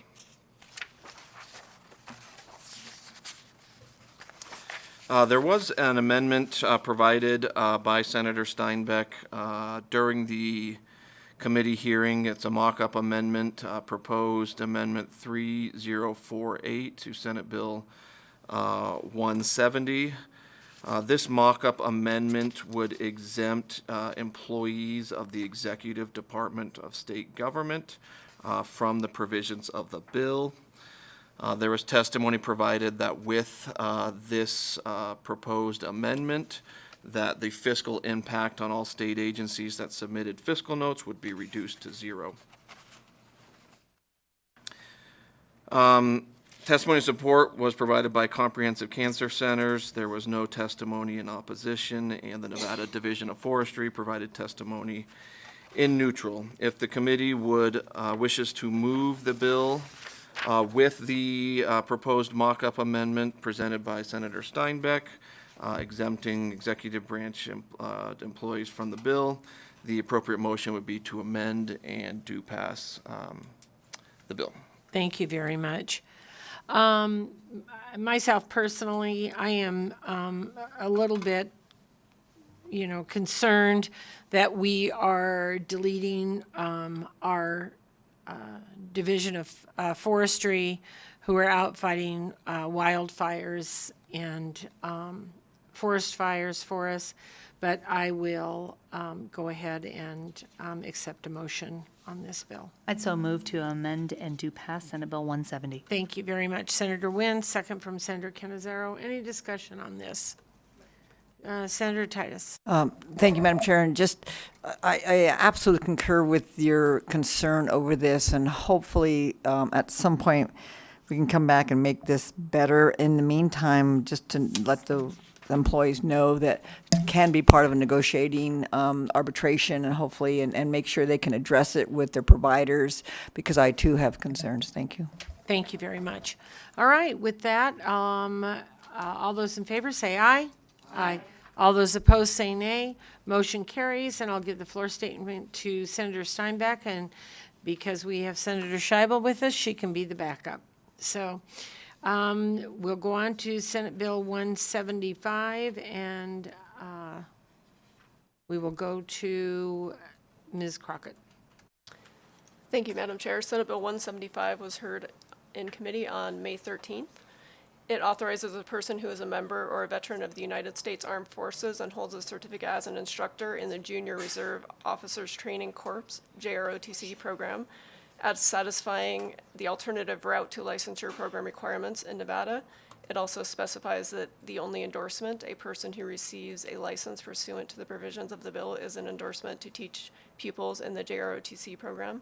The bill requires a school district to consider certification as a JROTC instructor in an application for employment by a person who is a member of the U.S. Armed Forces veterans as credit towards any required training, experience, certification, or licensure. The Department of Education did submit a fiscal note indicating an impact of $25,000 for licensing system enhancements. The bill was presented by Senator Rogich, accompanied by a JROTC program director. There were 4 comments in support and no comments in opposition, 1 comment in neutral from the Department of Education regarding their fiscal note and indicating that their costs would be removed via amendment. The amendment was presented by Senator Rogich, and it would eliminate the fiscal impact previously noted by NDE, and that would be to revise Section 3 of the bill to clarify that instead of obtaining a license, there would be an issuance of an endorsement to teach pupils enrolled in the JROTC program. If the committee wishes to approve this bill as amended, the appropriate action would be to amend and do pass as amended. Thank you very much. Any questions? I'll accept a motion. So move to amend and do pass Thank as you, amended. Senator Nguyen. Second from Senator Canizaro. Any discussion on the motion? All those in favor say aye. Aye. All those opposed say nay. And I will give Senator Rogich the floor statement. All right, we'll go on to Senate Bill 240. Mr. Thorley.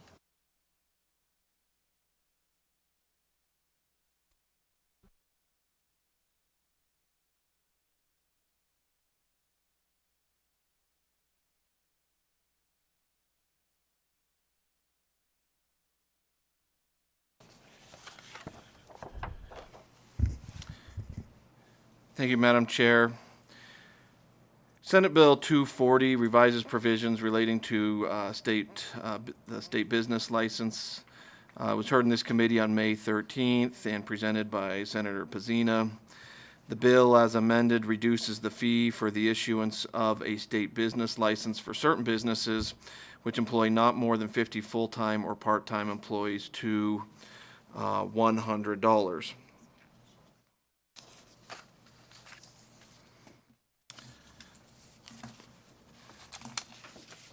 There was a conceptual amendment presented during the bill hearing that would change the effective date of the bill to from July 1, 2025 to July 1, 2027. If the amendment is approved, the fiscal impact, which would result in a loss of general fund revenue of approximately $15 million over the biennium, related to the reduced business license fee for initial business licenses for certain businesses. That revenue reduction would not hit until the 2027-2029 biennium. With the conceptual amendment, the Secretary of State's office did indicate that they would need $40,000 for system upgrades to support the fee change in FY 27, so in the second year of the upcoming biennium. There was testimony of support from the Henderson Chamber of Commerce, Janine Hansen, the Nevada Secretary of State, several private citizens, the Independent American Party, and Americans for Prosperity Nevada. There was no testimony in opposition and no testimony in neutral. Regarding the estimated $40,000 fiscal impact from the Secretary of State's office, the committee has a few options. The committee could add a general fund appropriation to the bill as part of the conceptual amendment to fund that, or the committee, which this committee will be considering at a future date, one-shot appropriation request from the Secretary of State's office for their business system, Project Orion. It could be considered as part of that, or the Secretary of State's office could be instructed to approach the IFC during the interim if needed to obtain the funding. If the committee wishes to move this bill, the appropriate motion would be amend and do pass as amended, and then if the committee wishes to add funding to the amendment, that would just need to be stated. Thank you very much. Any questions? Not seeing any, I'll accept a motion. I'd so move to amend and do pass as amended, Senate Bill 240. Thank you very much, Senator Wynn. A second from Senator Canizero. Any discussion? All those in favor say aye. Aye. All those opposed say nay. Motion carries, and I'll ask Senator Pacina to do the floor statement. And we will go to Ms. Crockett. Senate Bill 245. Thank you, Madam Chair. Senate Bill 245 was heard in committee on May 15th. The bill creates the Advisory Council on Civics Education within the Department of Education. The council must assist the Superintendent of Public Instruction with developing and implementing the State Seal of Civics program and developing program criteria. The bill also requires the superintendent, in consultation with the council, to adopt necessary regulations to carry out the program. The superintendent may apply for grants and accept gifts to support the program. The bill also changes the academic requirements for a pupil to be eligible to receive the State Seal of Civics. The bill appropriates general funds of $20,000 to the Nevada Center for Civic Engagement to raise awareness of civics education program and creates awards in the areas of civic education. It does require reporting to the Interim Finance Committee on expenditures made. Regarding fiscal impact, there is an appropriation in the bill, as I mentioned. The bill was presented by Senator Lang, accompanied by a representative of the Center for Civic Engagement. There were 5 comments in support of the bill, no comments in opposition, and 1 comment in neutral. Senator Lang did present a conceptual amendment, and that would be to, in Section 2, add additional members to the Advisory Council to include 2 members appointed by the governor, 1 from business and 1 from industry, 1 member appointed by the Chancellor of the Nevada System of Higher Education, and the Secretary of State or his designee. And in Section 5.1, change the grade point average from 2.5 to a 3.5. If the committee wishes to approve the bill with the noted amendment, the appropriate action would be to amend and do pass as amended. Thank you very much. Any questions? Hearing none, I'll accept the motion. I'd so move to amend and do pass as amended, Senate Thank Bill you 245. very much, Senator Wynn. Second from Senator Canizero. Any discussion? All those in favor? Oops, sorry, Senator Titus, I did not see your hand. I apologize, Madam Chair, and the evening was going along very fine. Unfortunately, I will be a nay on this bill. I do appreciate the increase in GPA. However, I'm very concerned about the council. Thank you very much.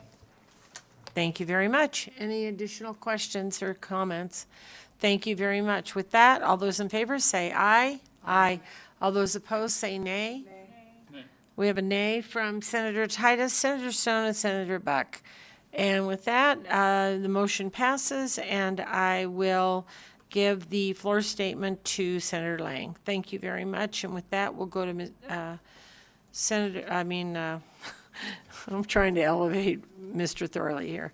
We'll go to Mr. Thorley, and we'll do Senate Bill 262.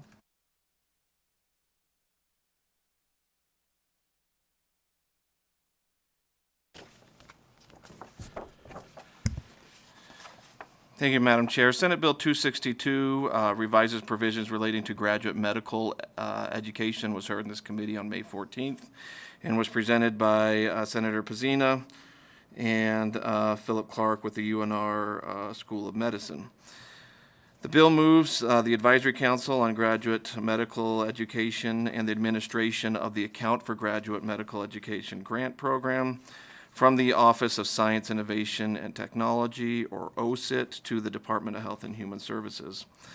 The bill expands the grants that may be made to include institutions with residency programs that train more residents than the number funded by Medicare. And Section 8 of the Act appropriates general funds of $4.5 million in each year of the upcoming biennium for a total of $9 million over the biennium. The effective date of the act is July 1, 2025. There were no amendments, proposed amendments presented during the bill hearing. There was a lot of testimony in support. I won't go through all, but UNLV, UNR, most of the lots of healthcare providers, hospital associations, hospitals, students, medical students. There was no opposition testimony, no neutral testimony. If the committee wishes to move this bill, the appropriate motion would be do pass. Thank you very much. Any questions? With that, I'll accept a motion. I motion to do pass Senate Bill 262. Thank you very much, Senator Wynn. Second from Senator Canizaro. Any discussion? Not hearing any. All those in favor say aye. Aye. All those opposed say nay. Motion carries, and I'll ask Senator Pizzina to do the floor statement. Thank you very much. All right, Ms. Crockett, we will go to Senate Bill 281. Thank you, Madam Chair. Senate Bill 281 was heard in committee on May 15th. It requires a transfer of $2.5 million in opioid settlement funds from the Fund for Resilient Nevada to the Division of Child and Family Services. The division would then grant these funds to agencies who provide child welfare services. The funding would be used to support programs for young adults from the age of 18 to 23 who are transitioning from foster care to independent living. The bill was presented by Senator Wynn, who did mention 2 amendments to the bill. The first amendment would be to add an appropriation of $15.1 million from the general fund to the Division of Public and Behavioral Health of the Department of Health and Human Services for allocation to Clark County and Washoe County for jail-based behavioral health program.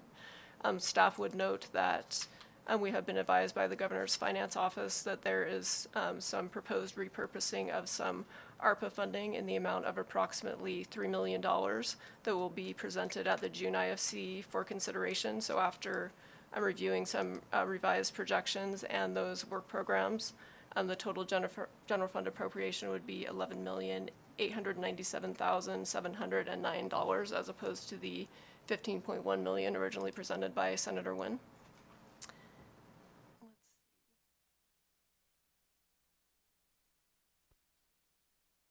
And I believe that covers the amendments for the bill. Thank you very much. Any questions about this bill?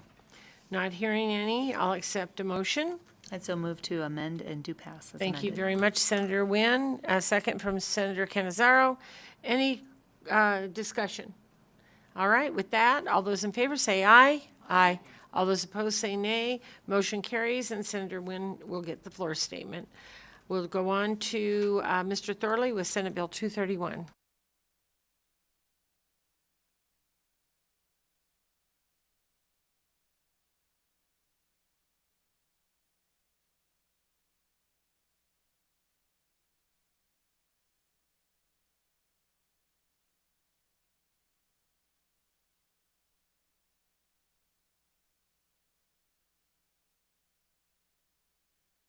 Thank you, Madam Chair. Senate Bill 231 establishes provisions relating to the collection and destruction of unused drugs. It was heard in this committee on May 15th and presented by Senator Stone.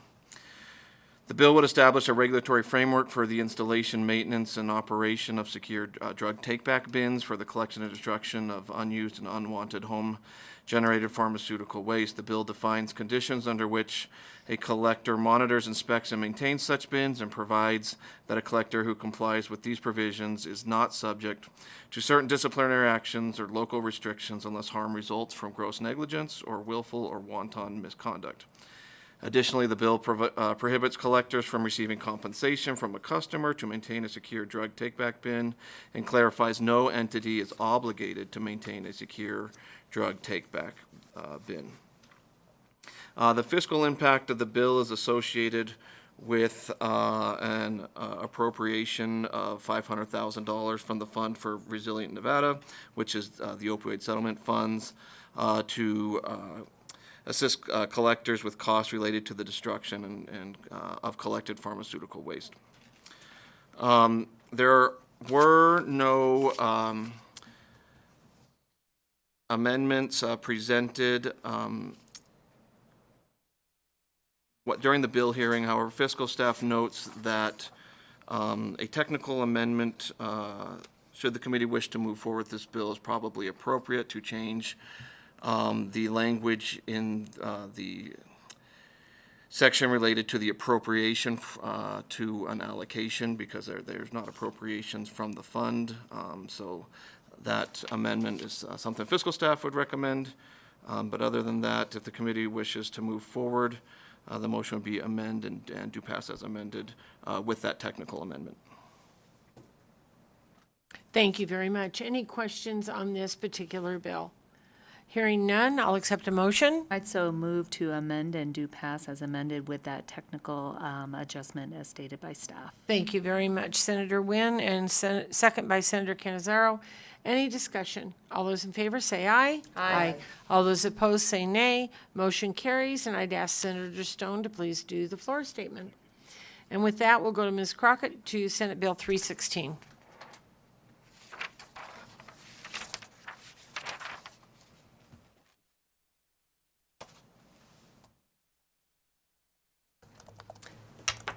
Thank you, Madam Chair. Senate Bill 316 was heard in committee on May 13th.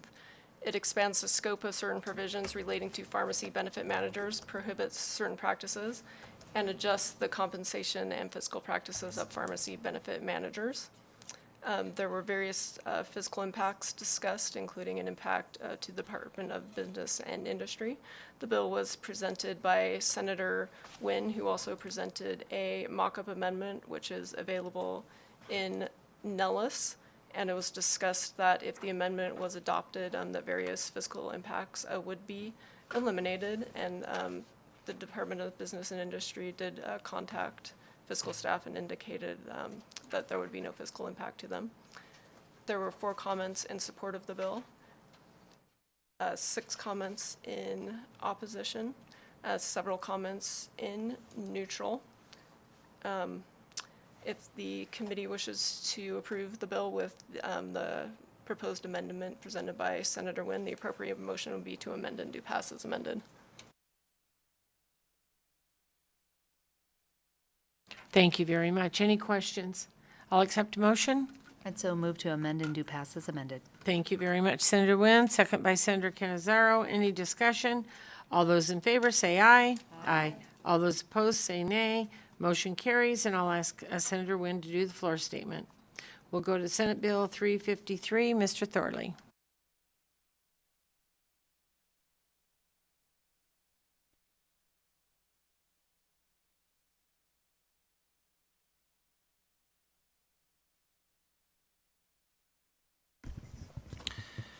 Thank you, Madam Chair. Senate Bill 353 revises provisions relating to Medicaid and was presented to this committee on May 15th by Senator Don Darrell Loop and Dr. Michelle Paul from UNLV.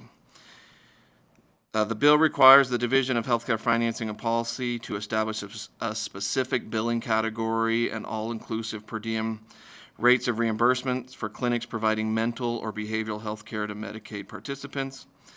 These clinics must be operated by an accredited university or pursuant to a faculty practice plan and provide education and training in mental or behavioral health professions.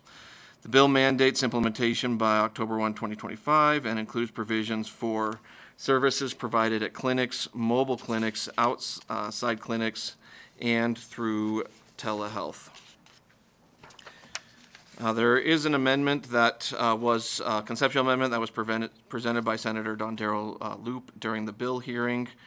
The amendment would authorize the transfer of approximately $117,000 in FY26 and approximately $139,000 in FY27 from the hospital provider tax revenues, and then authorize federal funding, associated federal funding to cover the cost of implementation of this bill.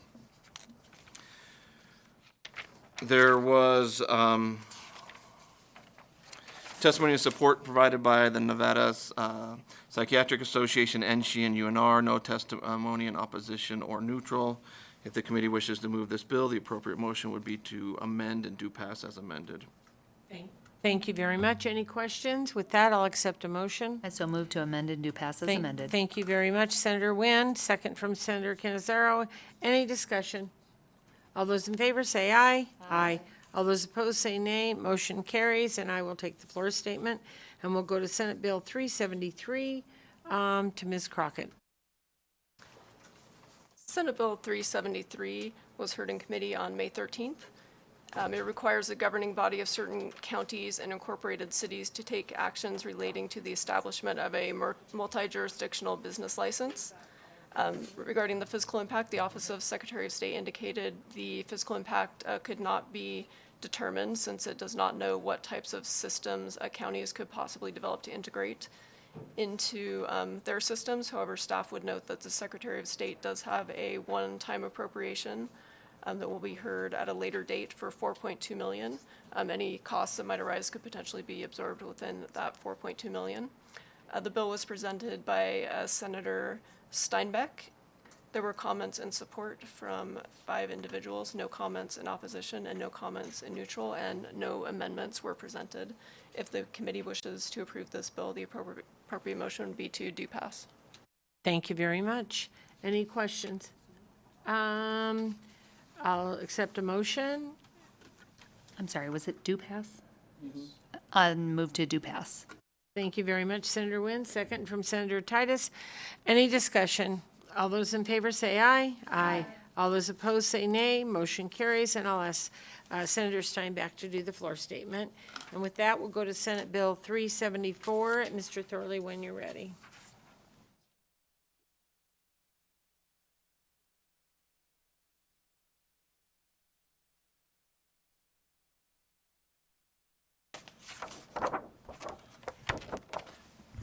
Thank you, Madam Chair. Senate Bill 374 revises provisions relating to education and was heard in this committee on May 16th and presented by Senator Taylor. The bill, as amended out of the Policy Committee, requires school districts to ensure that 20% of staff receive training on student discipline and behavior. It also requires the department the development and maintenance of a system to help address disproportionate or high levels of pupil discipline. Additionally, it requires public schools to collect and report data on students placed in temporary alternative settings. Finally, the bill requires the Department of Education to report on the implementation and outcomes from the system across school districts. There was one fiscal note submitted on this bill. However,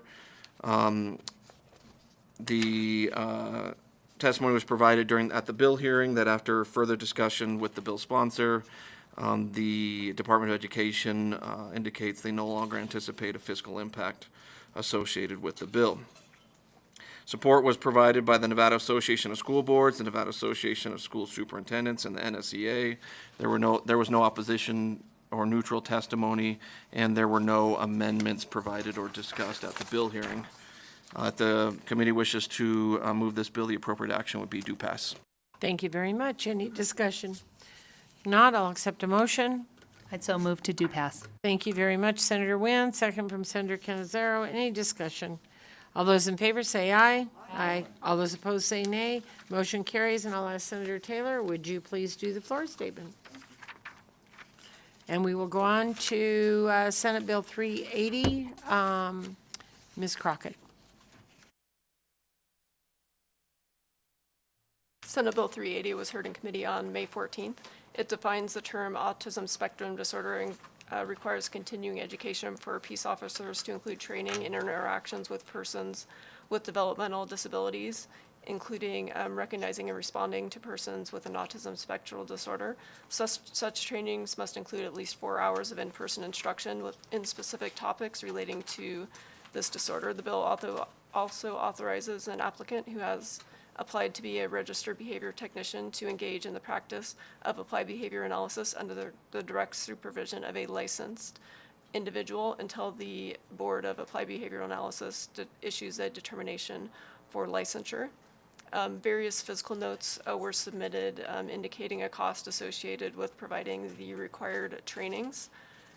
The bill was presented by Senator Orenshaw. There were a number of comments in support, 3 comments in opposition, and no comments in neutral. Senator Orenshaw did present an amendment changing the mandatory training to optional training, which would address the various submitted fiscal notes. So it does not appear that there would be a state agency fiscal impact. The amendment also indicated a requirement to audit the Applied Behavior Analysis Board by the LCB auditor, and staff did confirm with the auditor that they did not believe there would be additional resources required to conduct that audit. If the committee wishes to approve the bill as with the amended by with the presented amendment, the motion would be to amend and do pass as amended. Thank you very much. Any questions or discussion? I'll accept a motion. I'd so move. Thank you very much, Senator Nguyen. A second from Senator Canizaro. I'm sorry, move and, can I? Sorry, I'd so move to amend and do pass. sorry. Senator Nguyen, amend and do pass. Senator Canizaro, second. Any discussion? All those in favor say aye. Aye. All those opposed say nay, and I'll ask Senator Onshaw to please do the floor statement. All right, with that, we'll go to Mr. Thorley, and we'll do Senate Bill 389.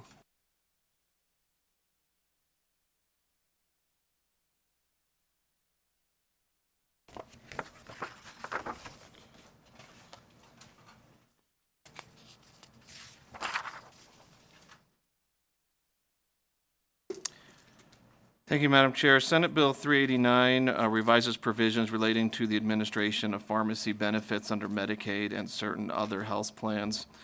It was heard in this committee on May 13th and presented by Senator Scheibel. The bill mandates the Department of Health and Human Services to contract with a state pharmacy benefit manager to oversee pharmacy benefits for Medicaid and other health plans. It establishes payment methodologies and cost benchmarks for prescription drugs while prohibiting certain activities by the pharmacy benefit manager. Medicaid managed care organizations are required to use this state pharmacy benefit manager with implementation required by January 1, 2030. There was a conceptual amendment provided during the bill hearing that would indicate that the division, meaning the Division of Healthcare Financing and Policy, shall implement this bill to the extent money is available and may request approval from the IFC to use existing funds from the prescription drug rebate budget account if sufficient funds are available to finance the changes under this section. That amendment would address the fiscal impact submitted by the Division of Healthcare Financing and Policy.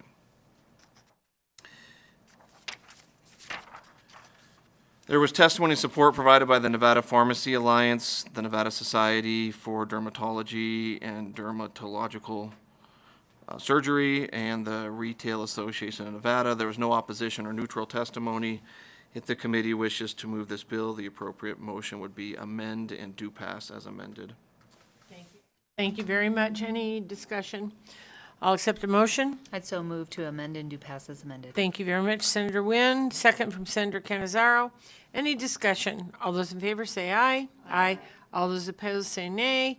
Motion carries, and I'll ask Senator Scheibel to please do the floor statement. Thank you very much. We'll go to Ms. Crockett for Senate Bill 434. Thank you, Madam Chair. Senate Bill 434 was heard in committee on May 13th. It creates and funds the statewide healthcare access and recruitment program account, provides for certain transfers of money, and establishes a grant program to award grants of money to fund certain projects to address shortages of healthcare, along with associated conditions and requirement.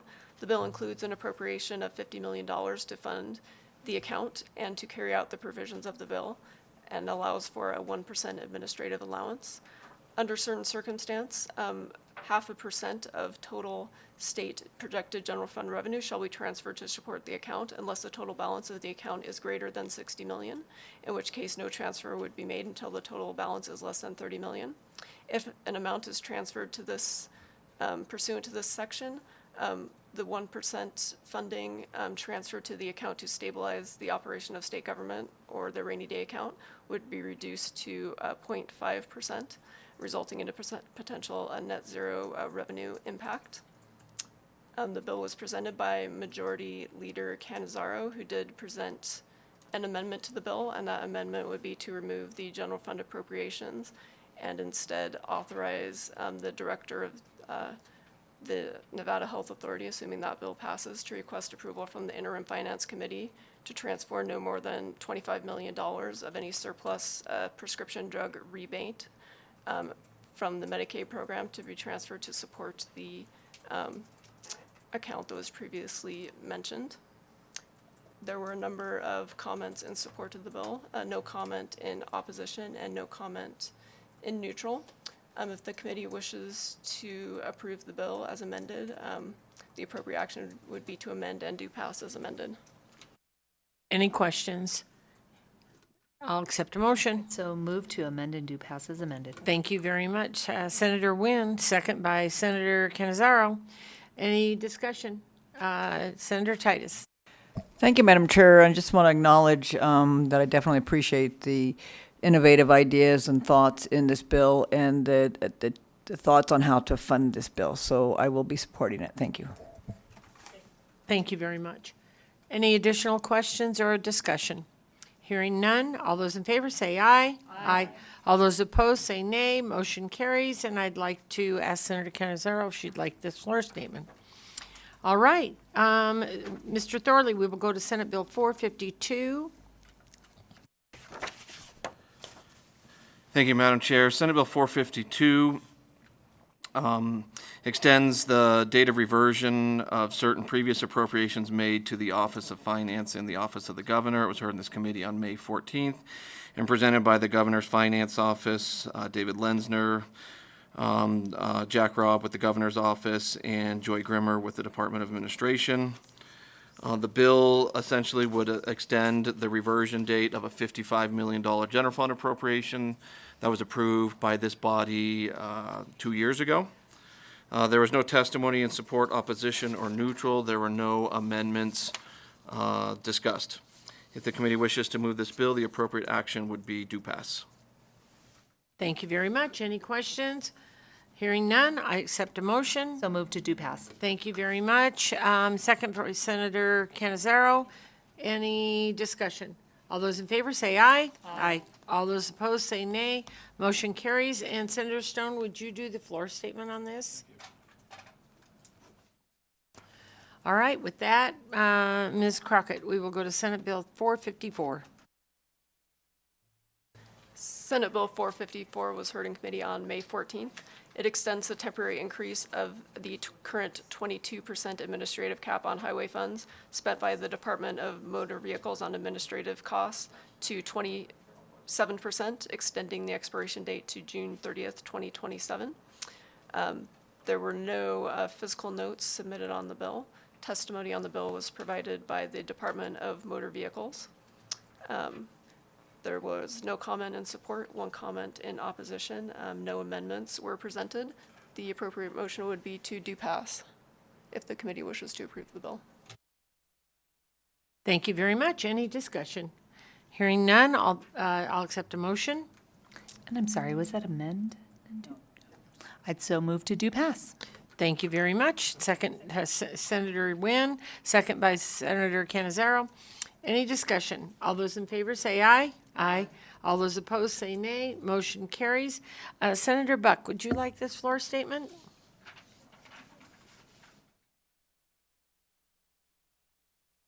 All right, we will move on to Senate Bill 455. Thank you, Madam Chair. Senate Bill 455 reorganizes certain divisions within the Department of Motor Vehicles. It was heard in this committee on May 14th and presented by Sean Sever with the DMV. The bill renames the Department of Motor Vehicles Division of Field Services to the Division of Customer Services and the Administrative Services Division to the Fiscal Operations Division, and eliminates the Division of Central Services and Records within the DMV. This is all associated with a reorganization that was approved in closing the DMV's budgets by the money committees. There was no testimony, support, opposition, or neutral, or no amendments discussed or provided during the bill hearing. If the committee wishes to move the bill, the appropriate motion would be do pass. Thank you very much. Any discussion? I'll accept a motion. So move to do pass. Thank you very much. Senator Nguyen, second by Senator Canizaro. Any discussion? All those in favor say aye. Aye. All those opposed say nay. Motion carries. And I will give Senator Nguyen this floor statement. And we'll go on to Senate Bill 456. Ms. Crockett. Senate Bill 456 was heard in committee on May 14th. The bill would move the Office of Federal Assistance from the Office of the Governor to the Governor's Office of Finance. There is no fiscal impact associated with the bill. This is a budget implementation bill that was proposed by the Governor. The bill was presented by the Director of the Governor's Office of Finance as well as the Director of the Office of Federal Assistance. There were no comments in support, opposition, or neutral, and no amendments were presented or discussed. If the committee wishes to approve the bill, the appropriate motion would be to do pass. Thank you very much. Any discussion? If not, I'll accept a motion. So moved to do pass. Thank you very much, Senator Nguyen. Second by Senator Canizero. Any discussion? All those in favor say aye. Aye. All those opposed say nay. Motion carries. And Senator Taylor, can I impose upon you to do this one? Yes, Chair, thank you. Thank you very much. And we'll go to 462.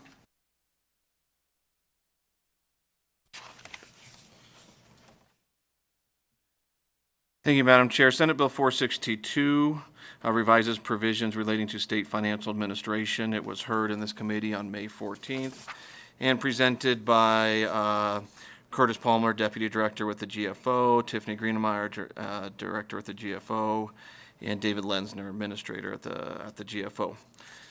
The bill would make provisions related to the adjusted base budget preparation and review process. It also revises provisions related to the calculation of the 26% cap on the rainy day account to put into statute the current practice, and also would transfer to the GFO the responsibility to annually prepare the statewide cost allocation plan, or SWICAP. This is a budget implementation bill, but there's no fiscal impact associated with it. It just amends certain processes related to budget preparation and budget administration. There was no testimony, support, opposition, or neutral, and no amendments discussed. If the committee wishes to move this bill, the appropriate motion would be do pass. Thank you very much. Any discussion? I'll accept a motion. Motion to do pass. Thank you very much, Senator Nguyen. Second from Senator Canizero. Any discussion? All those in favor say aye. Aye. All those opposed say nay. Motion carries. And Senator Nguyen, would you do the floor statement? All right, we are going to stop the work session there today, and we will move into our last item, public comment. I don't see anyone here in Carson City. Anybody in Las Vegas? Anybody on the phone lines, AVH, if you're ready? Thank you, Chair. The public line is open and working, but there are no callers to provide public comment at this time. Thank you very much. All right, with that, committee members, I hate to remind you, but we will be back at 8 a.m. in the morning. And with that, this meeting is adjourned.